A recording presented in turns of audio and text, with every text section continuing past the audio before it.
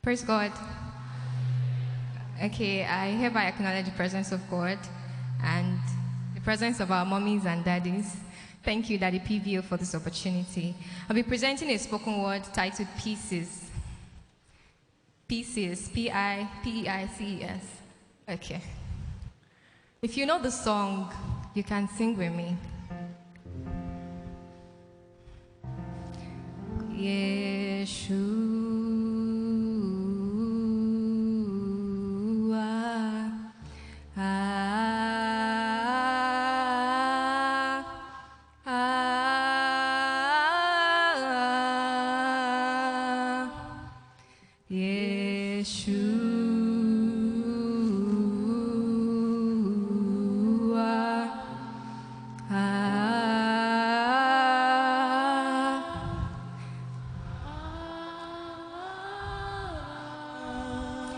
Yeshua, Yeshua, Yeshua.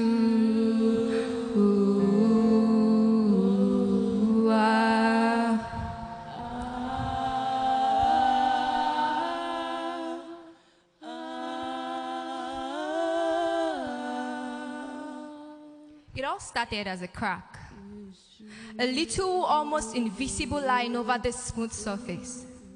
So thinly drawn, you'd have to look closely to see the edge of defect it had created in my life. But with time, it cracked, splintered and splashed into a million pieces. And with no proud knowledge of knowing how to fix my pieces back together, I was left alone to live a life with a puzzle that just won't fit.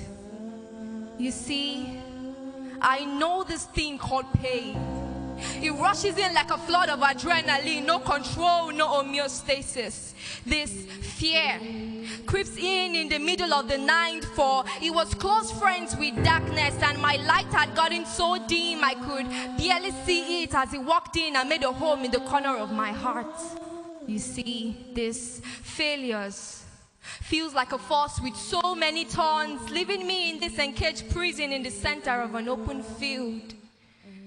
These storms staring at me in the face, taunting and teasing me, leaving me overwhelmed and consumed by the billows that overshadowed every single thing that was alive in me. And there I was, in the middle of the deep blue sea. And with each cry for help, I'd gulp in salt water. My lungs were getting filled, my hands flailing in the air, my legs sinking against this pressure that was gradually sinking me deep, hoping that someone would catch me and save me from drowning. You see, I know this thing called fear of the unknown, for it was once my friend.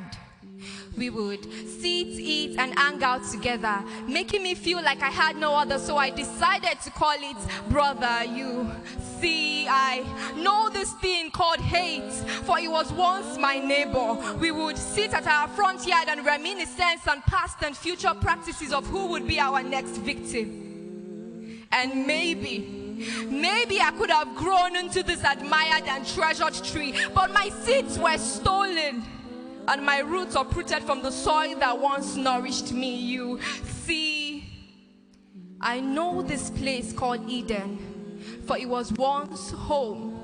But the serpent beguiled me, and I was sent far away, never to return home. You see, I know this deep, dark hole, for a really long time that became my home. Light became a fantasy, and I could but only imagine of how it once was, and how it would have been if I had but only listened to him. The one who could have set me free. You see, I know these tight ropes, keeping me bound, giving me scars and marks that defined me, far away from what the master had designed me to be. You see, while walking on this blazing bridge between the devil and the deep blue sea, I was left with no other choice but to keep walking, even as my feet burned and my soul died quietly. You see, I know this thing called addiction, for it became my vision. For night after night, I would feed my mind with pictures and letters of things that defiled the very inward parts of me. becoming a prisoner to myself, walking through these prison walls into this prison dorm. Even I became the judge, the jury, the jailer, and the prisoner of my sins.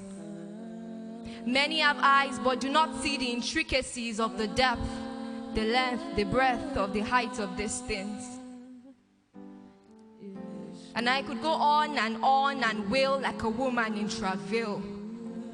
But right there in the deepest, darkest corner of my heart, he called my name. The name he gave me, not the one the world labeled me with. The truth he told me, not the lies that I had been fed with. The light, which was once a fantasy, blinkered and shone, burning gently like a blue flame on a sweet-smelling candlestick, this closed door to my heart. Felt the wrappings of his knuckles, the hole in the crevices of his palm, for he stayed at my door, begging to be let into me, this same me that was gone away, dancing to the drum beat, swaying in the arms of the enemy.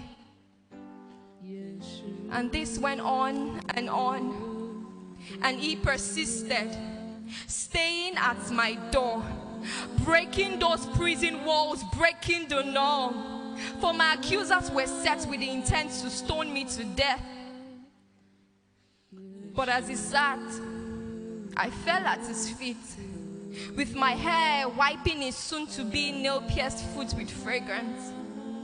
And he said, "Dear child, while you were yet in sin, I died for you, went to the cross and shed my blood for you. I have great thoughts and plans for you, for your bruised heel shall crush the serpent's head, and I will give you new seeds, and it will bloom and blossom, for I will plant you by the rivers of water, and trust me, child, you will never run dry. So look away from the storm, the form in which the devil comes.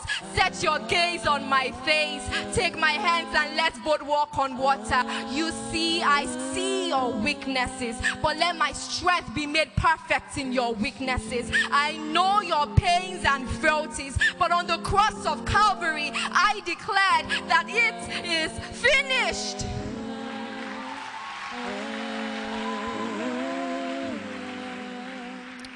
So come home, child. Come home. For Abba's arms are stretched out wide. Come boldly to the Father's throne. Come home. And let me replace your scars with the stripes on my back. Come home. For healing has come to stay. And I have come to break every chain. Come home. And let me take every bit of your cracked, broken, shattered million pieces, and let me make you my masterpiece. So come home.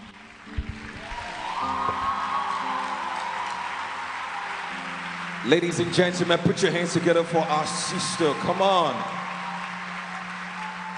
Celebrate grace, celebrate art.